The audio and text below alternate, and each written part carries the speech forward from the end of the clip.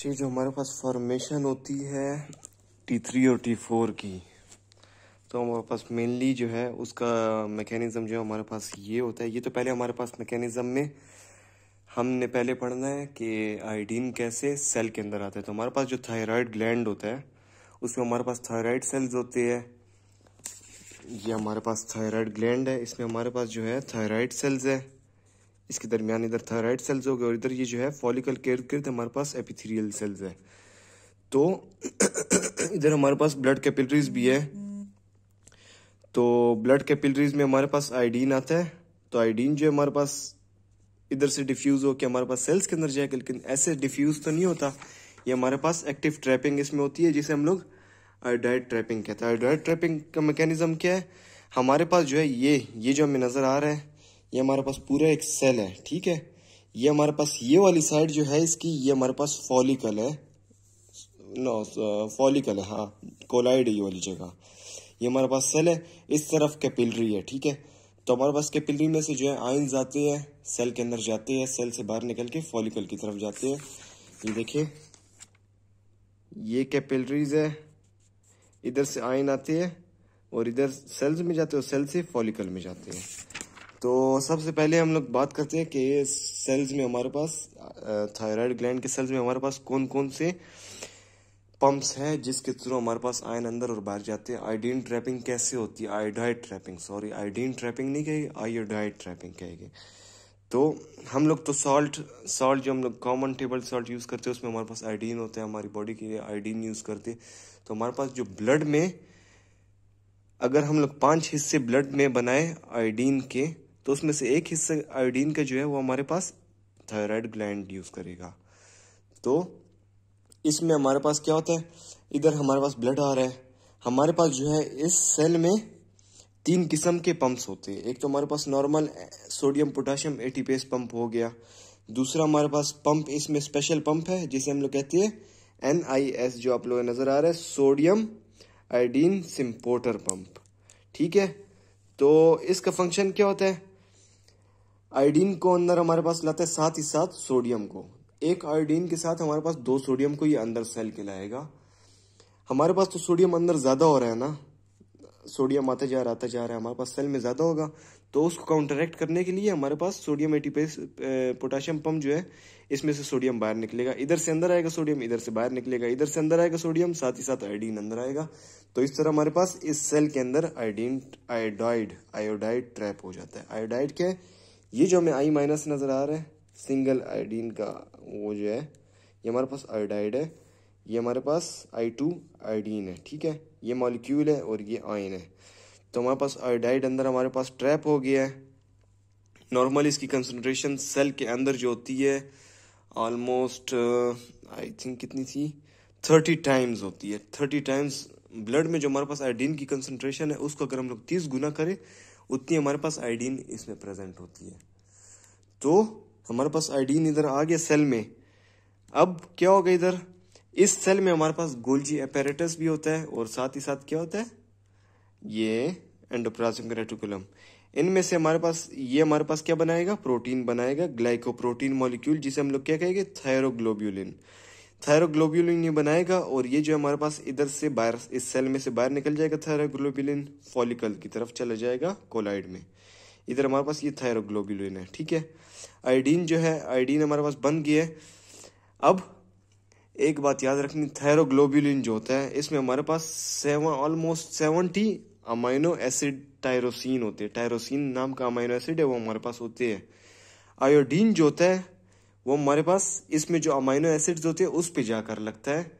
और एक बात, एक आयोडीन जो होता है ना, एक आयोडीन जो होता है, आयोडाइज्ड आयोडीन मॉलिक्यूल, वो हमारे पास इसमें से 1/6 ऑफ अमाइनो एसिड के साथ वो कंबाइन होता है। 1/6 मतलब 70 अमाइनो एसिड है, उसका 1/6 निकाले तो उतने के साथ एक आयोडीन कंबाइन होता है। ये इतना इंपॉर्टेंट नहीं है, लेकिन आगे जाते आयोडीन का हमें पता चल गया। इसमें हमारे पास अमाइनो एसिड टायरोसिन होता है, उसके साथ कंबाइन होता है। और थायरोग्लोब्यूलिन में ये जो कॉम्प्लेक्स फॉर्म है इधर रहता है, मतलब कि T3 और T4 तो हमारे पास बन गया, लेकिन थायरोग्लोब्यूलिन के अंदर बन गया है, मतलब बाहर नहीं निकला, अलग नहीं हुआ T3 और T4 इसे। ये हमारे पास आयोडाइड है, ये इस सेल से बाहर निकलेगा, इधर से जब बाहर निकल रहा होगा, इधर हमारे पास एक पंप होगा, 3 पंप हमने बोला था ना, एक सोडियम पोटाशियम, एक NiS सोडियम आयोडीन सिम्पोर्टर। थर्ड जो हमारे पास है इधर पेंड्रिन।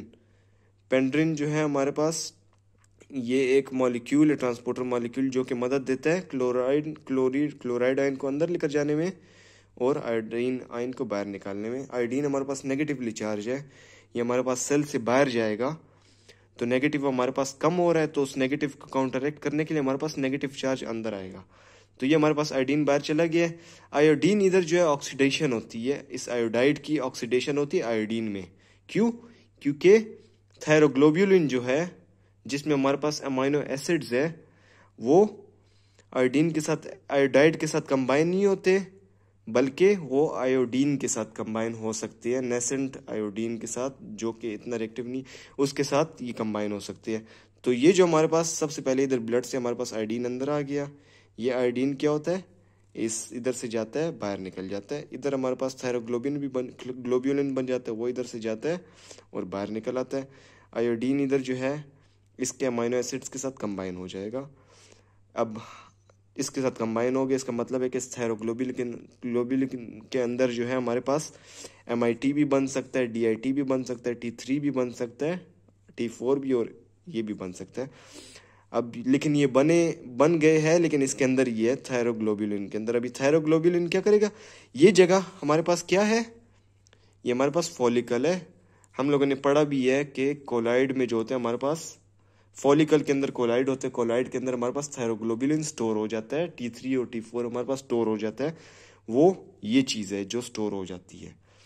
अब जब हमारी बॉडी को नीड होगी, तो ये थायरोग्लोब्युलिन मॉलिक्यूल जो है, जो आयोडीन के साथ कंबाइन हो गया है, जब आयोडीन के साथ थायरोग्लोब्युलिन मॉलिक्यूल कंबाइन हो जाएगा, तो इसको हम लोग बोलते हैं ऑर्गेनिफिकेशन ऑफ थायरोग्लोब्युलिन। ठीक है, अब इसकी ऑर्गेनिफिकेशन होगी थायरोग्लोब्युलिन की, ये हमारे पास सेल के अंदर जाएगा। ये कौन सा सेल है, थायराइड सेल है।